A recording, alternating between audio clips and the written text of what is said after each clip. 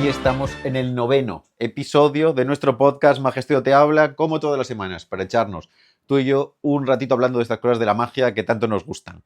Ya estamos metidísimos de lleno. Cuando digo de lleno es con el agua al cuello, vamos, que no paramos, en la semana del Black Friday. Esta cosa que empezó siendo un par de días de ofertillas que nos venían de fuera y ahora ya son un montón de días, de ofertas, mails salvajes por todos lados que no dejan de llegar y que van desde ahora pues hasta que antes terminaban el Cyber Monday y ahora incluso un pelín más tarde, y son el pistoletazo previo a la campaña de Navidad, que para mí ya empezó, porque en la tienda, en mi cabeza, la Navidad empieza cuando el tipo de las flores de Pascua aparece a venderme sus macetas, que viene todos los años. Hacía un par de años que no aparecía el tipo y me trae unas flores de Pascua y compro para casa, para la tienda y todo, y significa que ya esto se viene, hagamos lo que hagamos.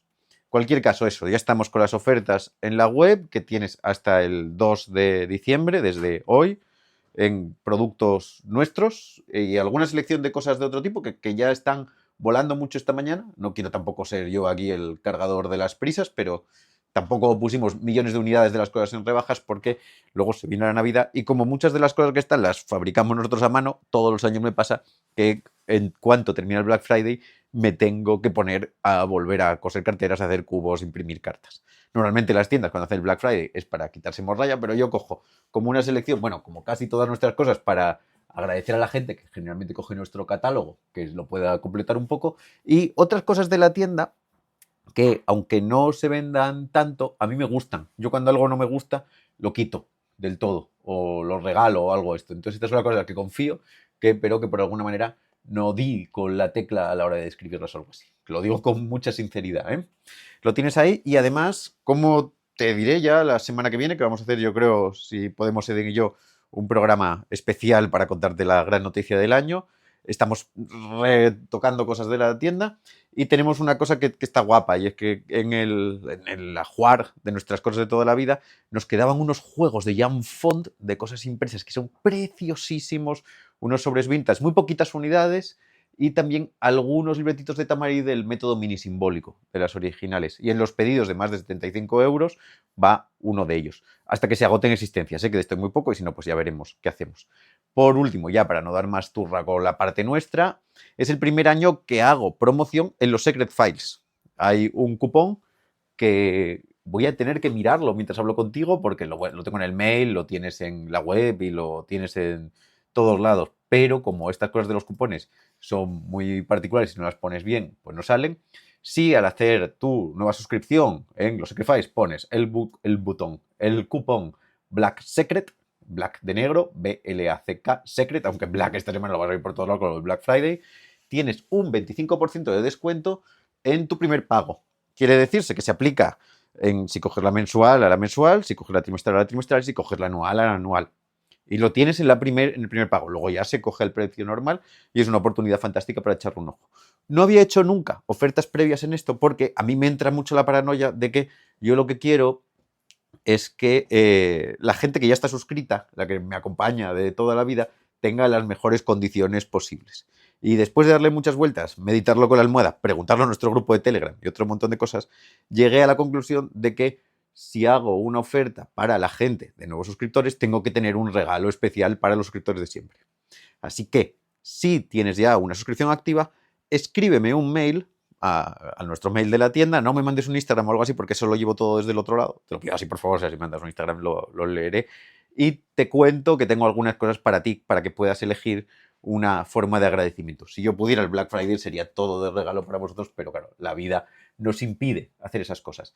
Lo mismo, esto es hasta el día 2, así que el que no corre vuela. Y en los Secret Files, además, hoy acabo de poner una nueva clase del curso de Trile que está guapísimo. Guapísimo, guapísimo. Estamos con ya manejos más complejos para llegar a la rutina de Vernon y a la mía.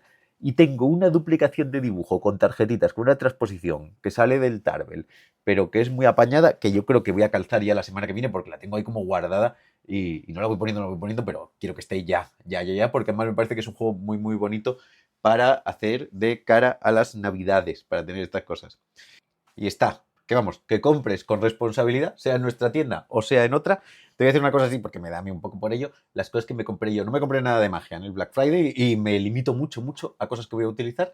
Y me pillé un nuevo reloj Garmin para correr, de los barateros. Sé que sigo siendo un paquete, pero es que el que tenía antiguo ya ni cargaba la batería. Y este así me dirá con mucha más fiabilidad lo malísimo que soy cuando salgo a correr por las mañanas. Y también unos circuitillos para un juego de coches que me gusta un montón. Son mis caprichitos de Black Friday. Espero que tú disfrutes los tuyos y les saques muchísimo partido.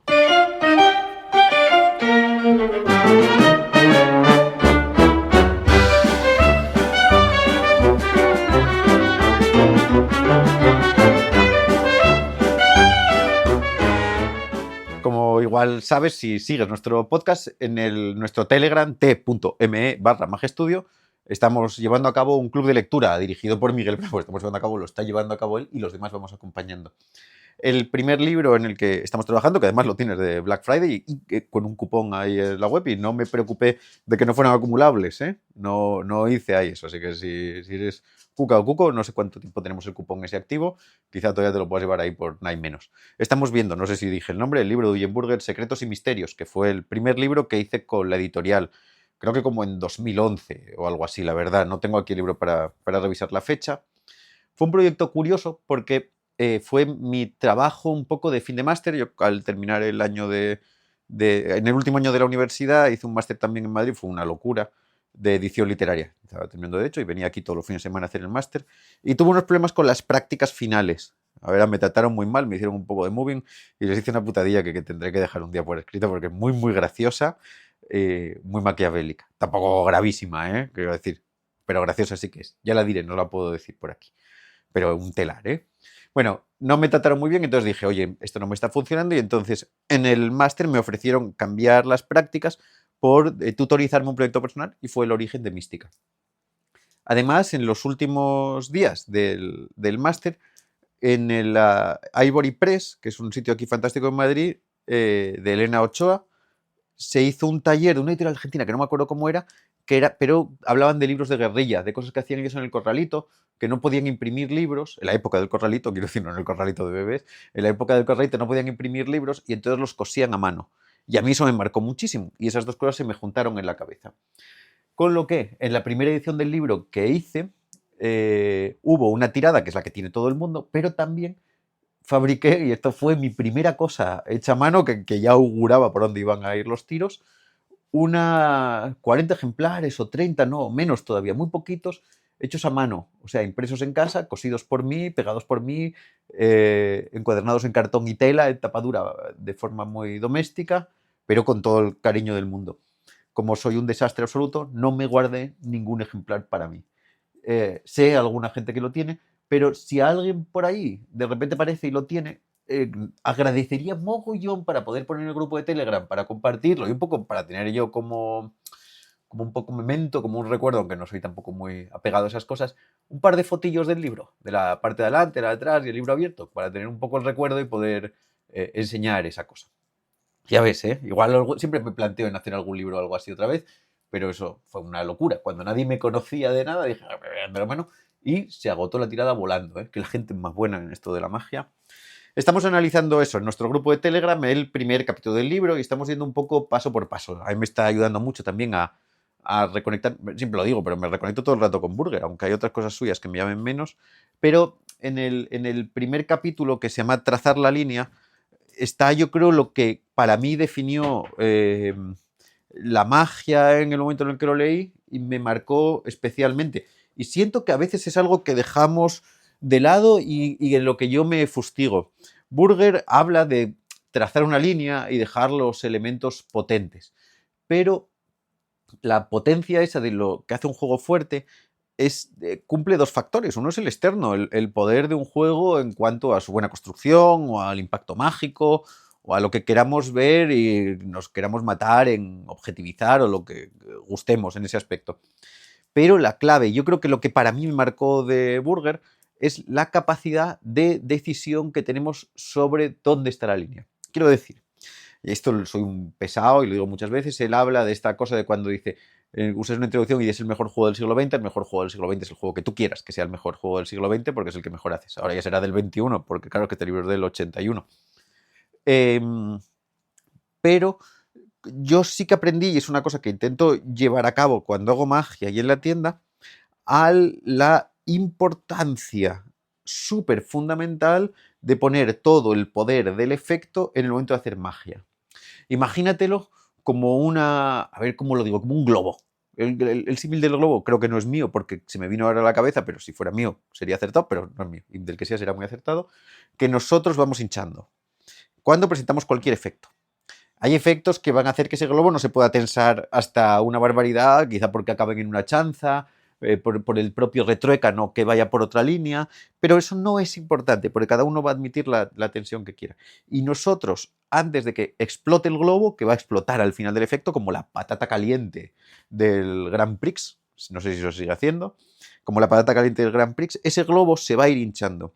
Y nuestra obligación es hacer que en el momento en el que el globo explote haya adquirido el látex la máxima tensión.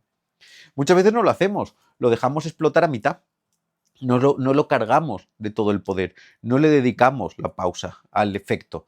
Y entonces nos encontramos con que no le estamos haciendo muy bien al juego. No sé si metes la pizza en el horno y la sacas antes de que se haya terminado del todo, ¿no? Es como decir, uy, pues la verdad es que iba a haber quedado mejor si lo hubiera dejado un segundito más. No estoy hablando en una cuestión necesariamente temporal, de que hagas que el juego dure más, sino en poner el peso en el asunto, en poner el cuerpo, en hacer que ese globo se hinche. Y se puede hinchar en un segundo, ¿no? Yo ahora pienso en la transposición de 2 cartas de John Scarney, ¿no? Simplemente el doble volteo con la copa, con la idea de Gaby darle la vuelta, puede ser una cosa muy corta. O en una cosa de Roberto Mansilla, que mira, me acaba de venir a la cabeza, yo creo que por la idea de las transposiciones está en Gini, y yo creo que está en su libro Cerca, que se editará en castellano, que es que una carta da la vida por otra, tiene una cosa que es fantástica, es una frasecita, pero ahí se carga de intención el efecto. Entonces me parece muy importante el darnos cuenta de que para que un efecto pegue, y eso es lo que hacía Burger también, porque si ves los efectos del libro del Secretos y Misterios, joder, son cosas, algunas muy sencillas de toda la vida que damos por hecho, incluso está lo del 7 y 8 de picas y tréboles, y yo hice de lo de Burger, porque en esa época estaba haciendo mucha magia de cóctel, y el simplemente pensarme, de ponerme yo en la cabeza, en mi casa, antes de salir a hacer el juego y decir, este tipo cuando hace esto lo peta en los restaurantes de Chicago. O sea, este lo hace porque le gustaba el Matt Julien, que el Matt Julien lo petaba y el tío hace esto y lo peta. Y decidió que esto tenía que estar en su primer libro, como una cosa así. Y el hecho de pensarlo y ser consciente de ello y que cuando lo voy a hacer le dedico la importancia y el mimo a cada minuto, hace que el efecto adquiera mucha más potencia. No, es una cuestión curiosa porque yo lo veo muchas veces con la gente que cuando hace los juegos no está en uno de sus momentos de la actitud personal a la hora de hacer el juego, no está el impacto mágico presente. No está el voy a conseguir con esto el mayor impacto del mundo.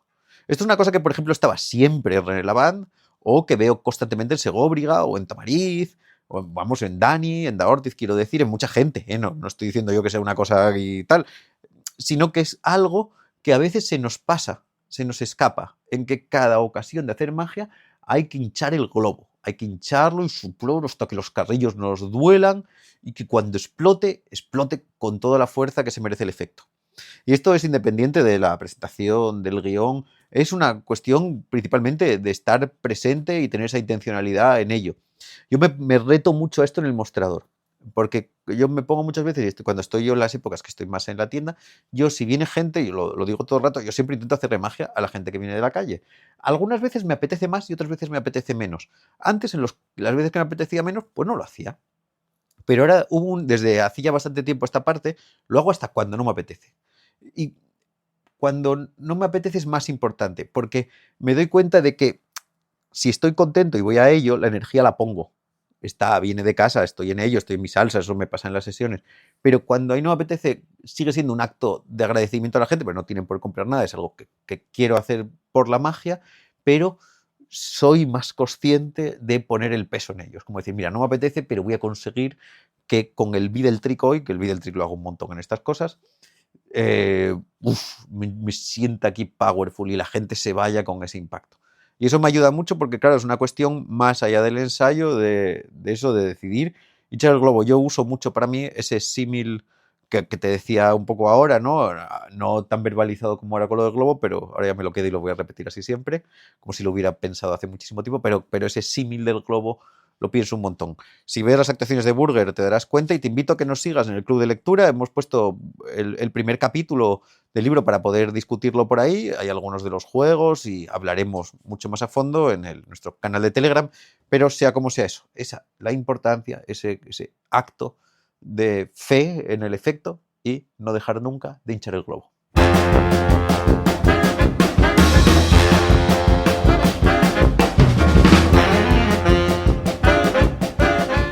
Una de las cosas que más me gustaría hacer en la vida en algún momento dado es una revista de magia para magos tipo la Maese Coral, en la que tengo la suerte de poder colaborar, pero dedicada un poco también al estudio de la magia en presente y con, igual que Maese Coral, un foco estético potente. Lo digo al igual que Maese Coral porque Maese Coral me parece una gozada y cumple todas mis necesidades de ello, pero quiero más y más y más siempre. No digo con esto que la vaya a hacer, solamente es un poco volcando lo que me ocurre cada vez que recibo una Maese Coral, que por cierto nos acaba de llegar el volumen 9, ya hablaremos de ella en siguientes podcasts, y está recién quedita en la tienda, preciosa. Tengo un articulillo en el que hablo de la parodia y el mago clásico, pero hay artículos de gente que son mucho mejores, o lo que no tengo aquí el índice, así que voy a posponer el hablar de Maese para el día ese, igual me pillo a Ramón y a quien sea y hablamos ahí más a fondo. En el tema de revistas me acaba de llegar bueno, me acaban de llegar, no, me llegaron ya hace un par de meses, una colección de revistas de videojuegos inglesas, que son fantásticas. El nombre ya es genial, se llaman Upwhat, que es un acrónimo de A Profound Waste of Time, una profunda pérdida de tiempo. Estéticamente son increíbles, son libros revista. Siempre pienso que en magia deberían también hacerse más proyectos de ese tipo. Ahora solo me viene a la cabeza la The Need Review, que son los que hacen también el libro de Notes from a Fellow Traveler de Ren Brown. Yo no tengo ninguna, la verdad. Ahora lo estoy pensando y digo, uy, igual me la pillo, lo que haya. Estoy mirando la página web y las fotos están preciosas.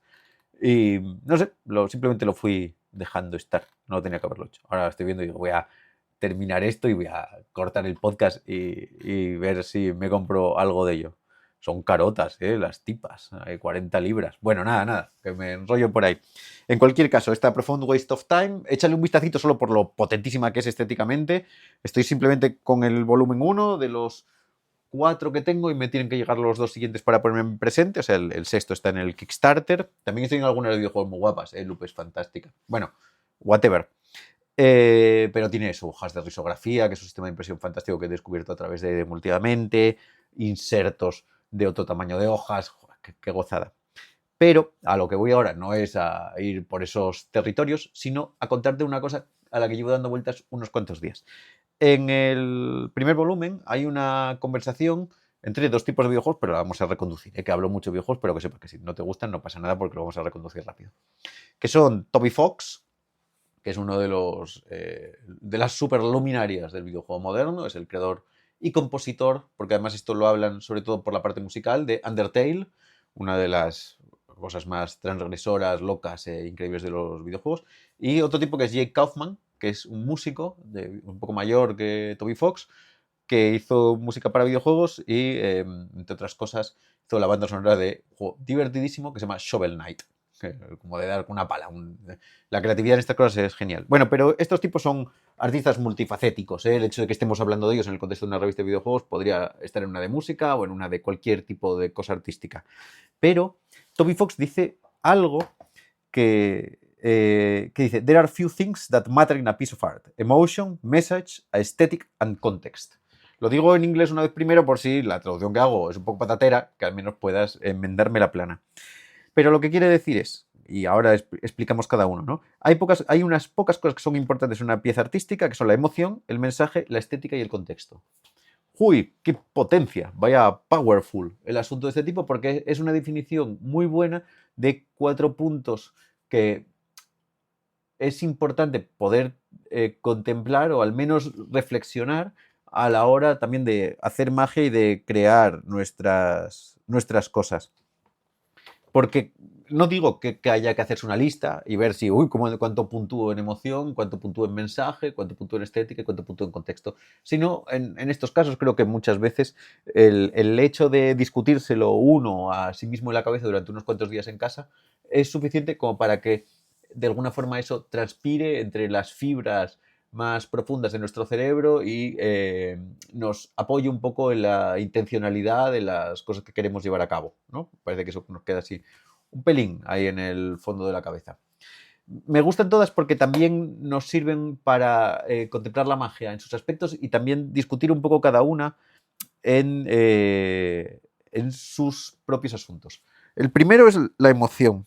Y ahora que además estoy leyendo el libro de Buddy, leyéndolo y releyéndolo y releyéndolo, el de Hipótesis en Teoría, que me parece una verdadera barbaridad, Buddy centra su discurso en la empatía y en las emociones que puede transmitir la magia en sí misma, que también es un mismo camino que recorren Tavariz en muchos de los casos y Gea en sus estudios siempre lo hace partiendo de la emoción de la magia.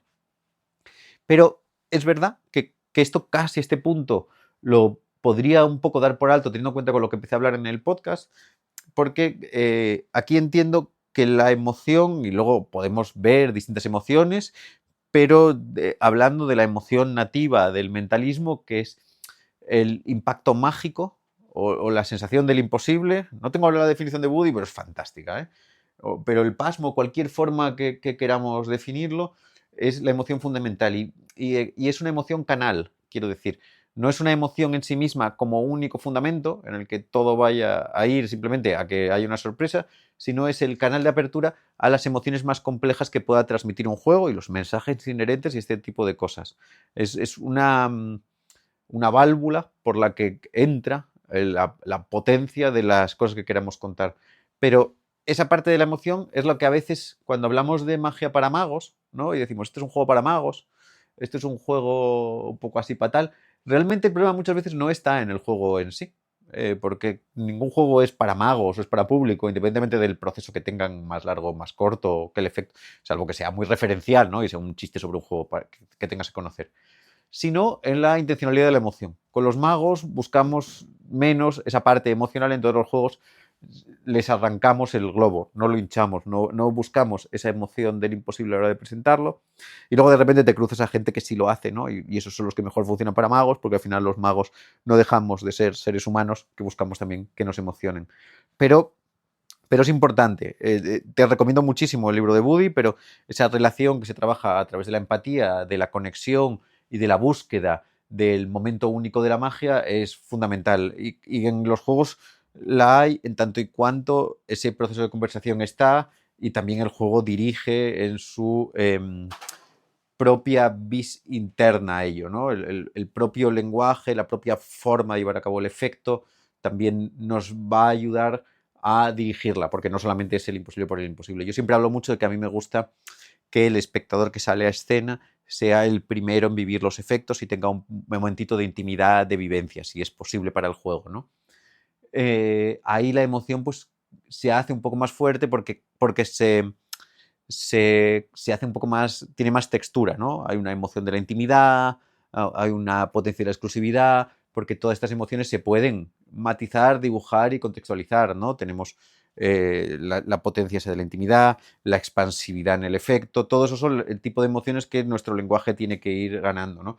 La sorpresa, la revelación del misterio, esas son todas las formas de colorear la emoción del imposible que bueno, queda para otro día que hablemos también más a fondo. Lo mismo que digo siempre en estas cosas, si te apetece que un día las tratemos cada una de ellas en profundidad, pues lo hacemos también, pero esto era también para abrir un poco el tema en nuestras conversaciones, estas que tenemos, o estas llamadas al vacío que hago en el universo. Pero esa es, para mí es muy importante. Luego otra que, claro, que esta siempre es difícil, que es el mensaje. Vuelvo un poco porque, claro, cuando uno lee algo que le llama mucho, pues en el libro de Buddy lo explica muy bien, es una visión muy compleja, no puedo entrar aquí en ella muy a fondo, pero el mensaje es muy complicado. Porque en magia tendemos, y yo en esto estoy totalmente de acuerdo con Buddy, a veces a meter el mensaje de una forma demasiado explícita, con lo cual no se convierte en mensaje, sino en una lección. Nosotros contamos todo lo que queremos de algo y entonces queda todo dicho, con la moraleja expuesta, que es una cosa que yo le achaco a algunas de estas magias que nosotros como magos valoramos mucho, pero que luego el público a veces la valora también, pero que como pieza artística me parece que en ese sentido no está, pero el mensaje siempre está. Quiere decir, entendamos la magia desde el punto de vista más simbólico, a lo tamariciano, de la misma manera que cada uno de los juegos que hacemos involucra una metáfora o un símbolo que quiere decir algo, o en el lenguaje más interno, o en la experiencia que nosotros narrativamente queramos dar. A mí me gusta que la experiencia mágica, en mi caso, sea narrativa. Me gusta contar historias. No me parece que sean esencialmente intrínsecas a la magia, pero son un estilo.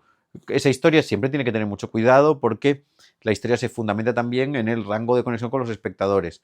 Tú no te comes también cuando te dan la historia esa del profesor que te lo cuenta así y parece que te quiere hacer tonto y que tú aprendes y te dices, no sé cómo sabrás esto, porque no te está relatado a ti, no hay un mensaje que tú quieras coger. El mensaje es fundamental que, creo yo, tenga una cierta dosis de interpretación por parte de los espectadores para que lo hagan suyo. Puede ser completamente intuido, no tiene por qué estar verbalizado, y ahí otro día podríamos empezar a discutir de los velos de Tamariz, cómo funcionan también a nivel de mensaje, pero que también pensar que toda pieza de magia tiene que querer decir algo. Y ese querer decir algo puede ser puramente estético, ¿eh?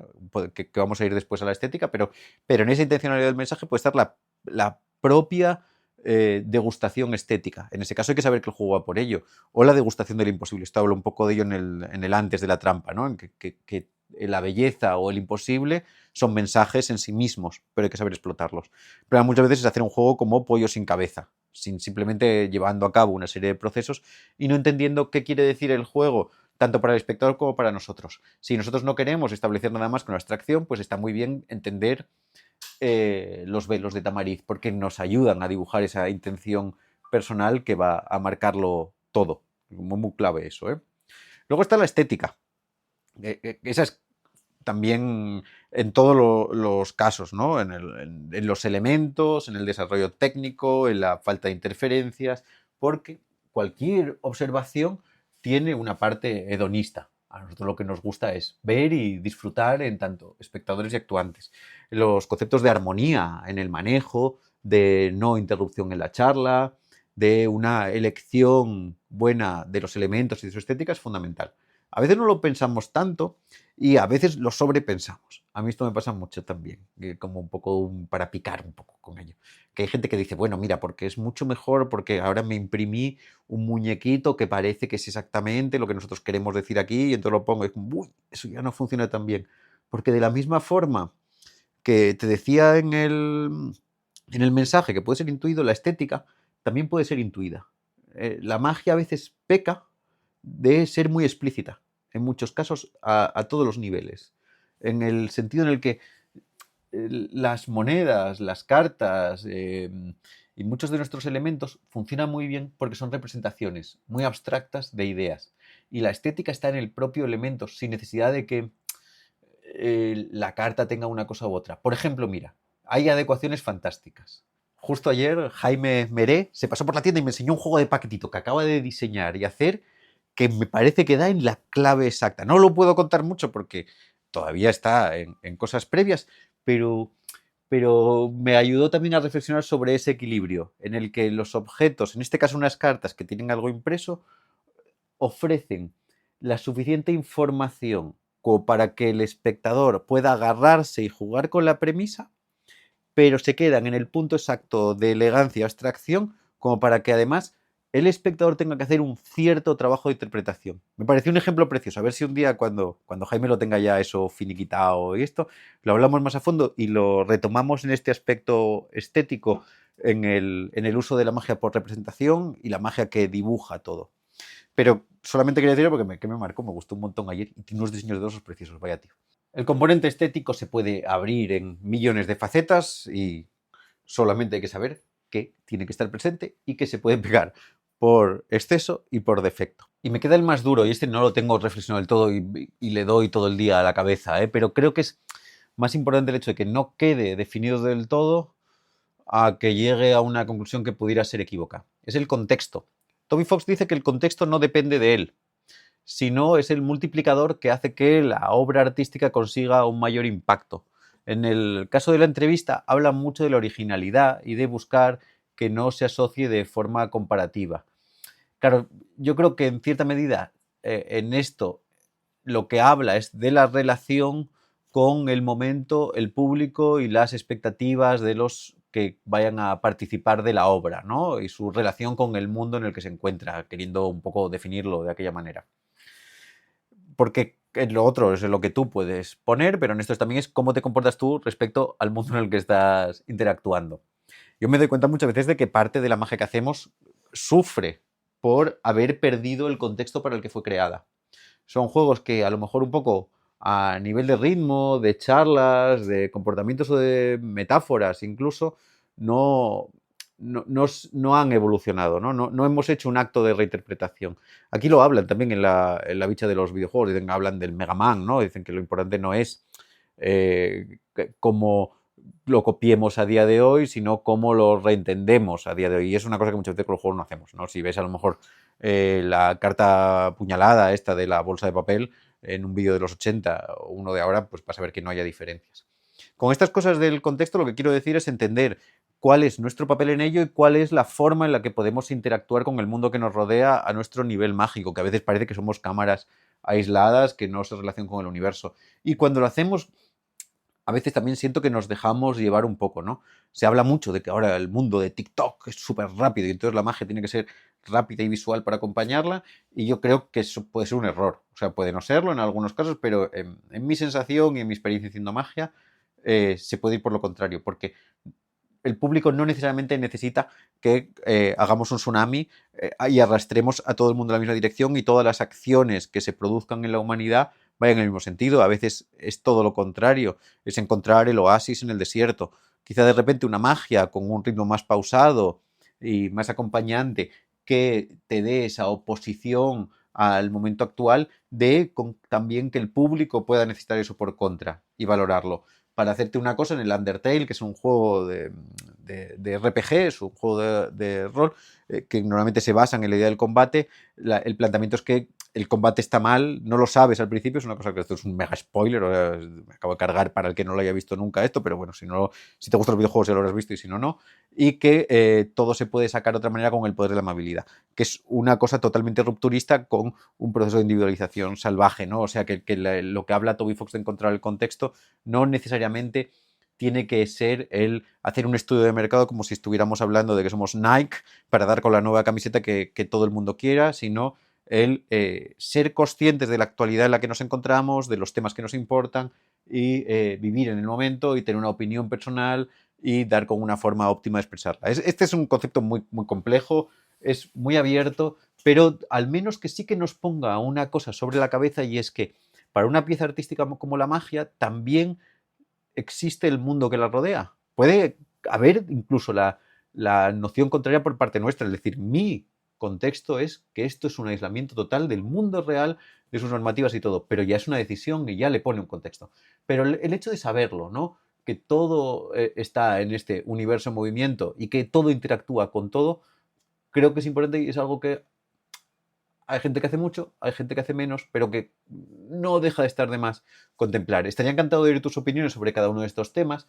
Si a alguien le apetece discutir alguno en concreto, ¿no? O este del contexto, que es muy, muy complejo, o definirlo mejor, o reflexionarlo, como siempre. En estas cosas yo no quiero poner la última palabra en nada, y es simplemente volcar un poco en el aire mis opiniones, mis dudas y todas estas cosas tan interesantes.